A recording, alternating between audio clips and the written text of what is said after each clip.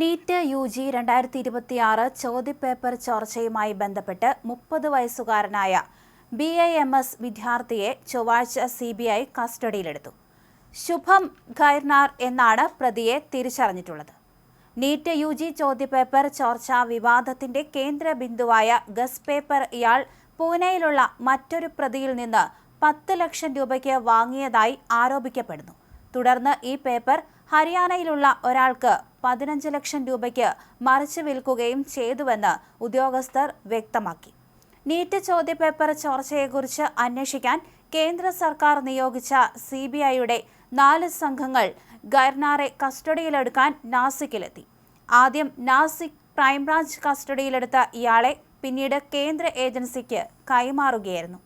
അന്വേഷണം വ്യാപിപ്പിക്കുന്നതിനിടെ നടന്ന ഈ പുതിയ അറസ്റ്റ് നാസിക്കിലെ പ്രിന്റിംഗ് പ്രസിൽ നിന്നാണ് നേരിട്ട് പേപ്പർ ചോർന്നതെന്ന മുൻപത്തെ നിഗമനങ്ങളിൽ സംശയമുയർത്തിയിട്ടുണ്ട്. പരീക്ഷാ പേപ്പർ അവിടെയല്ല അച്ചടിച്ചതെന്ന് പോലീസ് വൃത്തങ്ങൾ ഇപ്പോൾ വ്യക്തമാക്കുന്നു.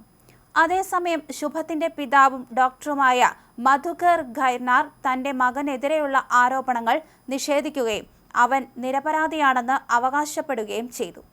ബിരുദതലത്തിലുള്ള മെഡിക്കൽ വിദ്യാഭ്യാസ കോഴ്സുകളിലേക്കുള്ള പ്രവേശനത്തിനായി നാഷണൽ ടെസ്റ്റിംഗ് ഏജൻസി മെയ് 3-നാണ് national eligibility cum entrance test നടത്തിയത്. ഏകദേശം 22 ലക്ഷത്തോളം വിദ്യാർത്ഥികളാണ് ഈ മെഡിക്കൽ പ്രവേശന പരീക്ഷ എഴുതിയത്. ഏകദേശം ഒരാഴ്ചയ്ക്ക് ശേഷം മെയ് 12 ചൊവ്വാഴ്ച ചോദ്യപേപ്പർ ചോർച്ചയുമായി ബന്ധപ്പെട്ട വിവാദങ്ങൾ കടുക്കുന്നതിനിടയിലും രാജസ്ഥാൻ പോലീസിന്റെ നടപടികൾക്ക് പിന്നാലെയും NTA പരീക്ഷ റദ്ദാക്കി. നീറ്റ് 2026 ക്രമക്കേടുകളുമായി ബന്ധപ്പെട്ട് രാജസ്ഥാൻ സ്പെഷ്യൽ ഓപ്പറേഷൻസ് ഗ്രൂപ്പ് സ്വീകരിച്ച നടപടികളെക്കുറിച്ച് നാഷണൽ ടെസ്റ്റിംഗ് ഏജൻസി ബോധവാന്മാരാണ്. 2026 മെയ് 3 പരീക്ഷ നിശ്ചയിച്ച പ്രകാരം പൂർണ്ണമായ സുരക്ഷാ മാനദണ്ഡങ്ങളോടെയാണ് നടന്നത്. മെയ് 10 എക്സിൽ പങ്കുവച്ച കുറിപ്പിൽ NTA വ്യക്തമാക്കി.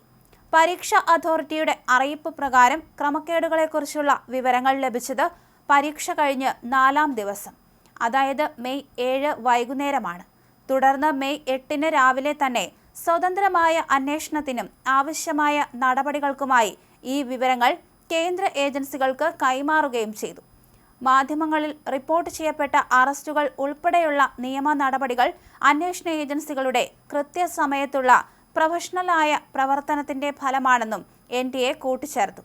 മെയ് 3 പരീക്ഷയ്ക്ക് ഏതാനും ദിവസങ്ങൾക്ക് മുൻപ് ചോദ്യപേപ്പർ ചോർന്നുവെന്ന ആരോപണത്തിൽ രാജസ്ഥാൻ പോലീസിന്റെ സ്പെഷ്യൽ ഓപ്പറേഷൻസ് ഗ്രൂപ്പ് നടത്തിയ അന്വേഷണത്തിലെ നിർണായക കണ്ടെത്തലുകളെ തുടർന്നാണ് മെയ് 12 പരീക്ഷ റദ്ദാക്കിക്കൊണ്ടുള്ള പ്രഖ്യാപനം ഉണ്ടായത്. കഴിഞ്ഞ 2 ദിവസങ്ങളിലായി പുറത്തുവന്ന രാജസ്ഥാൻ SOG അന്വേഷണ റിപ്പോർട്ട് പ്രകാരം അവസാന നിമിഷത്തെ പരിശീലനത്തിനായി തയ്യാറാക്കിയതെന്ന് പറയപ്പെടുന്ന കൈപ്പടയിലുള്ള ഒരു ഗസ് പേപ്പർ പരീക്ഷയിലെ യഥാർത്ഥ ചോദ്യങ്ങളുമായി ഭാഗികമായി ഒത്തുപോയിട്ടുണ്ട്. ആകെ 281 ചോദ്യങ്ങളടങ്ങിയ ഈ ഗസ് പേപ്പറിൽ നീറ്റ് പരീക്ഷയിൽ ചോദിച്ച ബയോളജിയിലെ 90 ചോദ്യങ്ങളും കെമിസ്ട്രിയിലെ 45 ചോദ്യങ്ങളും അതേപടി ഉണ്ടായിരുന്നു. 720 മാർക്കിനുള്ള നീറ്റ് പരീക്ഷയിൽ ആകെ 180 ചോദ്യങ്ങളാണ് ഉള്ളത്. ഓരോ ചോദ്യത്തിനും 4 മാർക്ക് വീതമാണ് നൽകുന്നത്.